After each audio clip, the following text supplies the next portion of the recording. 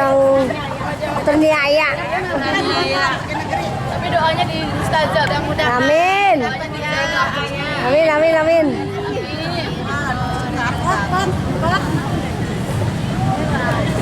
Salamnya anak sih.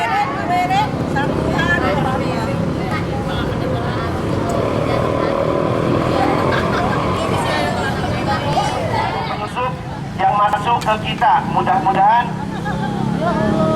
HP yang belum lunasnya jatuh. Ini sebelum kita berangkat ke sana ada beberapa hal yang sudah kami buat. Mudah-mudahan semuanya bisa diperhatikan satu-satu. Dan yang ini yang merah putih harus dipakai di dada, bagiin.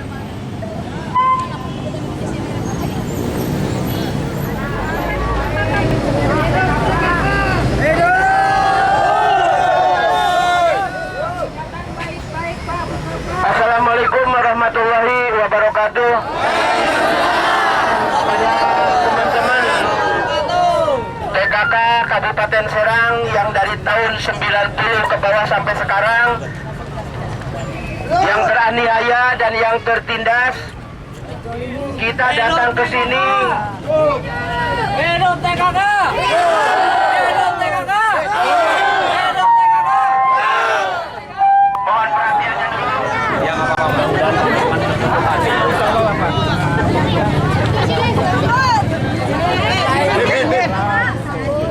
Tadi menjembatannya mau biar komunikasinya jalan gitu ya.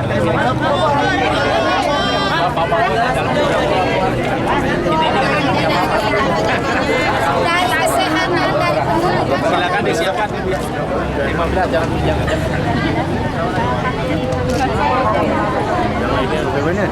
ada Pak. BKD ikut BKD dari BKD.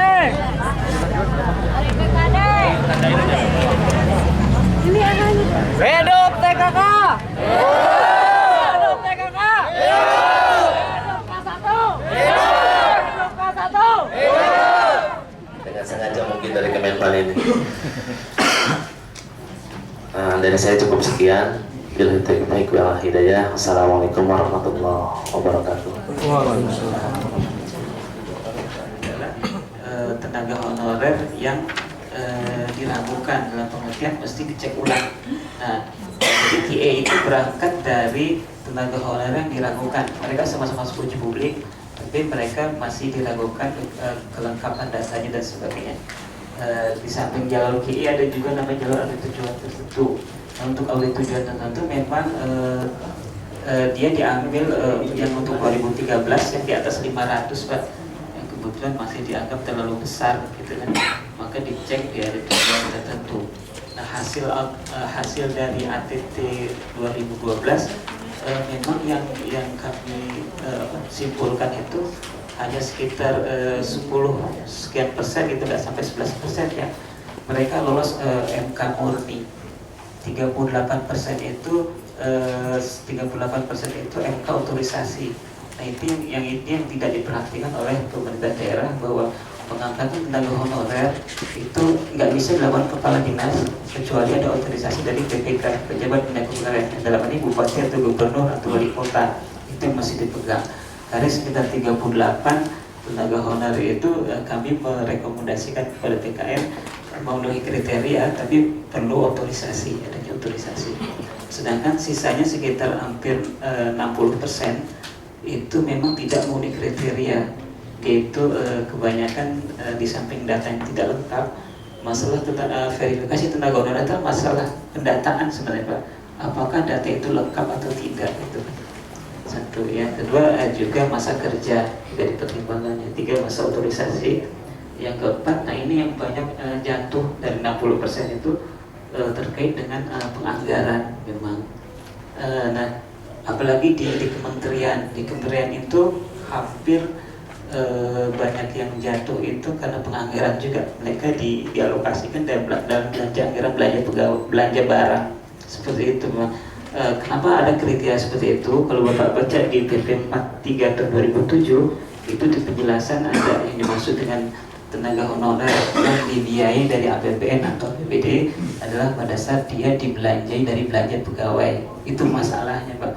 Nah, kami dari sisi auditor memang nggak boleh ngambil kebijakan, ya. Dalam pengertian audit itu cara kerjanya adalah ada data, ada kriteria gitu. Kriterianya jelas PP 43, 48, PP 56.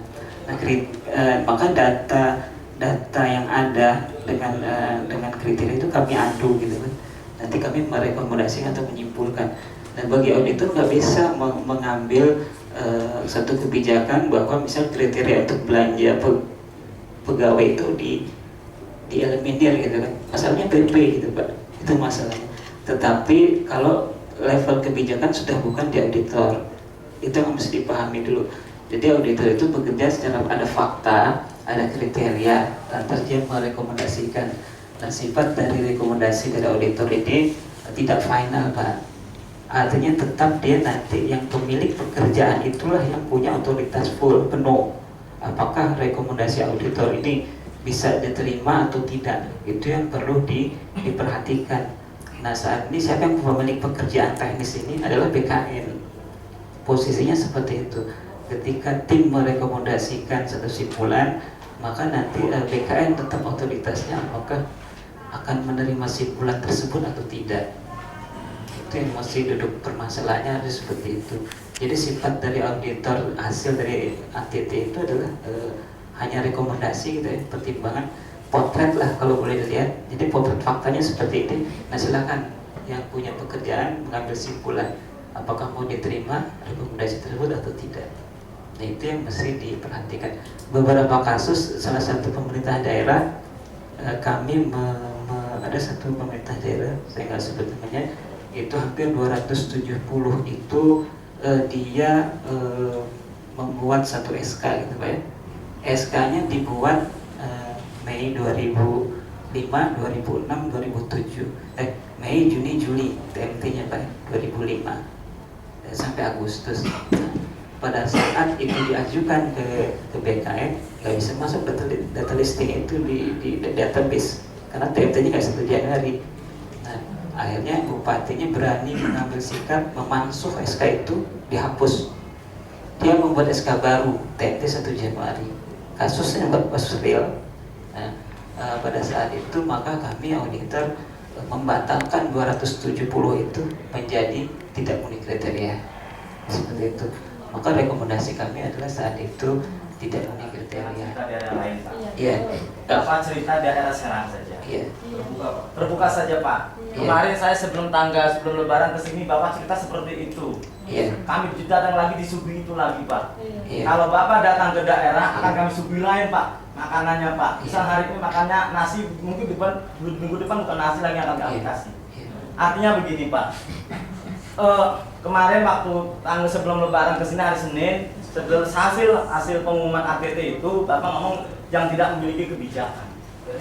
Yang tidak memiliki kebijakan. Kami perlu orang yang memiliki kebijakan, Pak. Ya, kami kalau misalnya Bapak seperti itu, ngomong seperti itu, kami sudah bosan-bosan, Pak. Ketika kami sebelum ada ATT, kami juga bersilaturahmi dengan Pak Sekretaris yang didamping oleh Pak Ipan dengan Pak Ade dan Pak Haji Mawardawi juga seperti itu, Pak. Kalau kami yang di belakang ini, Pak, yang di depan gerbang ini, yang kalau kami ketika pulang dari sini tidak bisa membawa apa, khawatir, Pak. Terus gak macam-macam, gak pedang, gak apulah, ngomong kasar kan konon tuh. Terus ngomong jauh, Pak. Ya, artinya gini, Pak. Kalau Bapak kan artinya ketika bijakan seperti itu jangan cerita daerah, Pak. Iya. Serang. Iya. Ketika pada waktu kami berbicara dengan Pak Sekmen, Pak Sekretaris Menteri, kami katakan saya siap demi Allah sumpah pocong, Pak, di sini, Pak. Saya pribadi Muhammad Efi Ulfi yang ngomong seperti itu.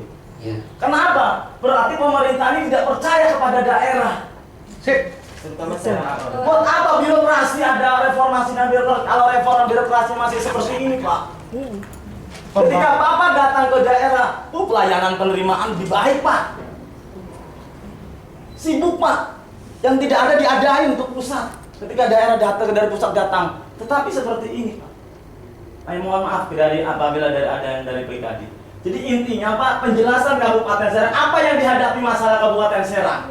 Masa misalnya dari 394 itu koringnya sama, kita ini ada yang dari APBN.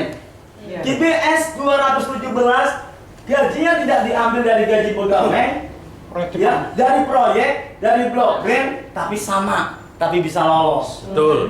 Teman-teman kita ada yang dari sama seperti itu, tapi tidak lolos, Pak. Kalau mau diumumkan, kenapa tidak 2010 saja? Loh, jangan diloloskan. Kami tidak mengharap, Pak. PNS bukan tujuan kami, tapi kami minta keadilan, minta kebenaran, minta hak. Karena sebenarnya di dalam kontrak itu tidak menuntut sebagai pengganti. Sadar, Pak. Cuma karena ada undang-undangnya, ada peraturannya, itu yang membuat kami kenceng. Kami yakin sampai ditanda materai 6.000 tidak menerima, tidak menuntut sebagai PNS kan, Pak? Betul. Yakin, Pak. Cuma karena ada PP nomor 48, kemudian dilanjutkan PP 56 dan seterusnya, itu yang membuat kami kenceng. Masa peraturan menteri kalah dengan peraturan pemerintah kalah dengan peraturan menteri, Pak? Kita larinya kebijakan saja, Pak lah. Bapak agama Islam, saya Islam, Islam sama Islam saudara. Kalau saya duduk di situ dengan Bapak, pasti saya akan ngomong seperti Bapak. Dan Bapak gak ada di sini, pasti akan ngomong seperti saya, Pak. Kita tukar nasib saja, Pak. Ya, Pak. Tukar nasib aja sekarang. Saya akan berbicara yang seperti disampaikan Bapak, dan Bapak akan seperti yang disampaikan oleh saya, Pak. Artinya, intinya, bicarakan seperti yang Kabupaten Serang saja. Apa masalah yang terjadi di Kabupaten Serang? Itulah harus diutarakan, bukan daerah-daerah yang lain. Karena yang di sini datanya bukan daerah yang lain, cuma Kabupaten Serang saja. Iya, betul. Teman-teman kami yang 204 sama juga permasalahannya. Sama. Cuma karena kami tidak punya orang, ya, tidak punya kenalan, jadi susah. Itu, Pak. Itu aja. Mohon maaf, Pak. Intinya yang dibicarakan adalah Kabupaten Serang. Jangan daerah-daerah yang lain. Ya, silakan.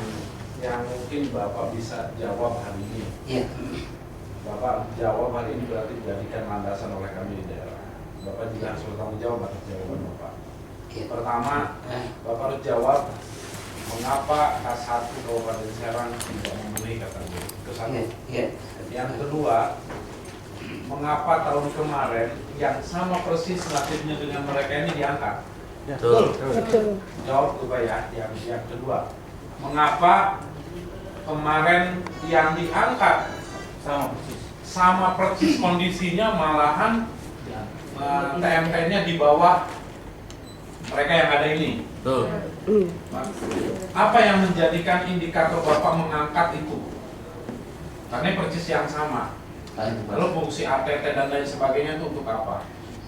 Yang ketiganya, mohon nanti Bapak setelah menyampaikan statement itu tanda tangan di atas notulen ini, dan saya bawa ke Pak Menteri. Karena jawaban Bapak ini adalah mewakili seluruh Kementerian Pemberdayaan Aparatur Negara hari ini. Jangan ada alasan bahwa Bapak tidak bisa mengambil satu kebijakan. Jawaban Bapak adalah di forum ini yang terhormat ini adalah sebuah kebijakan yang mewakili seluruh kementerian yang ada. Jangan sama mengelak Pak hari ini. Karena jawaban itu akan saya tuangkan di dalam notulen, dicetak, di print out, kita tanda tangan bersama.